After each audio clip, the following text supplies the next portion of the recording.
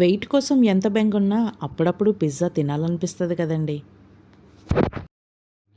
అందుకే ఇప్పుడు మంచి లోడెడ్ చికెన్ పిజ్జా చూపిస్తున్నా. టైం లేక వీలు కుదరక మొత్తం ప్రాసెస్ తీయలేకపోయా.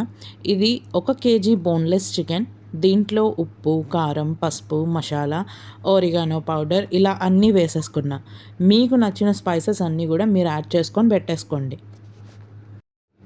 ఇంగ్రీడియంట్ లిస్ట్ డీటెయిల్స్లో పెడతా, ఎందుకంటే ముందే తెచ్చుకొని పెట్టుకుంటారు కాబట్టి.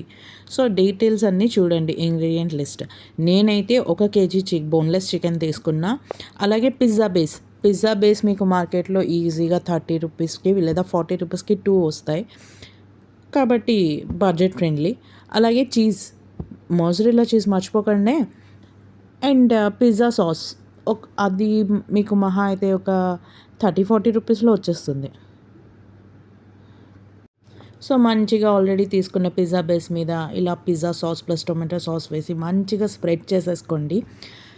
ఆ తర్వాత మంచిగా మీరు చక్కగా ఫ్రై చేసి పెట్టుకున్న బోన్లెస్ చికెన్ని లోడ్ చేసుకోండి పైన.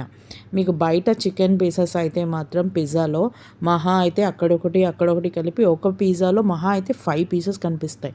సో మీకు నచ్చినట్టుగా మీ టేస్ట్కి తగ్గట్టుగా నిక్షేపంగా వేసేసుకోండి.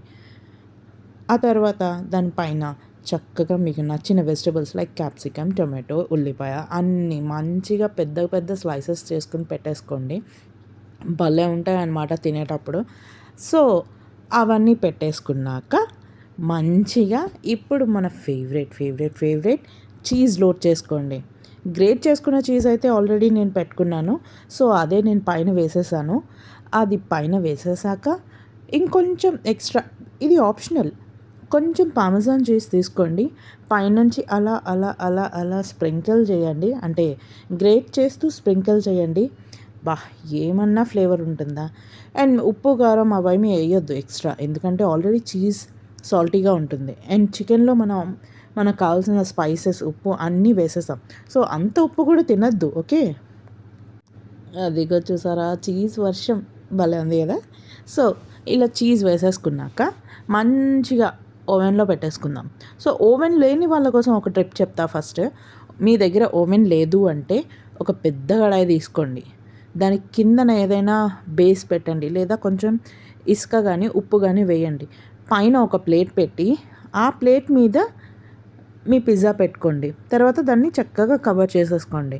అండ్ ఇది మీకు ఒక 10 అది అలాగా మీరు గ్యాస్ స్టవ్ మీద పెట్టేసుకుంటే హై ఫ్లేమ్లో ఒక 5 మినిట్స్, మీడియం ఫ్లేమ్లో ఒక 5 మినిట్స్ పెట్టుకుంటే మీకు చక్కగా మంచి పిజ్జా ఒక 10 to 15 మినిట్స్లో రెడీ అయిపోతుంది. అదే ఓవెన్లో పెట్టుకుంటే నాలాగా 180 డిగ్రీస్లో ఒక 10 మినిట్స్ పెట్టుకోండి. మనకు కావాల్సింది ఆల్రెడీ చికెన్ అన్నీ కుక్ అయిపోయాయి కాబట్టి చీజ్ మెల్ట్ అవ్వడం, వెజిటేబుల్స్ హాఫ్ కుక్ అవ్వడం అంతే. కాబట్టి దానికి తగ్గట్టుగా పెట్టేసుకోండి. ఏంటి బేసిక్గా పిజ్జా చేసింది అయితే మా అన్నయ్య, కానీ వాయిస్ ఓవర్ మాత్రం అన్నయ్య ఇమ్మన్నాడు. సో నేనే ఇస్తున్నా. చేయమన్నదేమో మా వదిన. కాబట్టి అందరికీ నచ్చినట్టుగా పిజ్జాలు చేసేసి కట్ చేసుకొని మంచిగా లాగించేసాం. సండే బ్రేక్ఫాస్ట్ ఇదే మాకు. సో మీరు కూడా ట్రై చేసుకుని చూడండి. లిటరల్లీ చెప్తున్నా, బయట కొంటే ఒక్కొక్క పిజ్జా 250 రూపీస్కి తక్కువ రాదు. అందులో ఇంత మహా అయితే ఒక 2 చెంచాల చీజ్, ఒక 4-5 పీసెస్ చికెన్ వేస్తాడు, మిగతా ఏమీ ఉండదు. ఇక్కడ యాక్చువల్గా రియల్ రివ్యూ ఇచ్చా, బట్ వెనకతల నుంచి మా మేనకోడలు వచ్చింది అని కాల్ చేస్తుండడం వల్ల మొత్తం తీయాల్సి వచ్చింది. సో పిజ్జా అయితే అద్దరిపోయిందండి.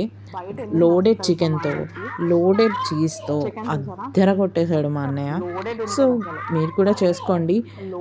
బయట కొనుక్కునే కాస్ట్లో మీకు ఇంట్లో అంటే ఒక 2 పిజ్జా కొనాలంటే 500 అవుతుంది కదా. 500లో ఇంట్లో మీకు కనీసం 6 పిజ్జాస్ అవుతాయి.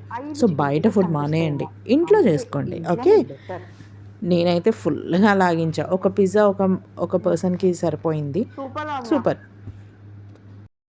సబ్స్క్రైబ్ చేసుకోండి, లైక్ చేసుకోండి, కామెంట్ చేసుకోండి, షేర్ చేసుకోండి.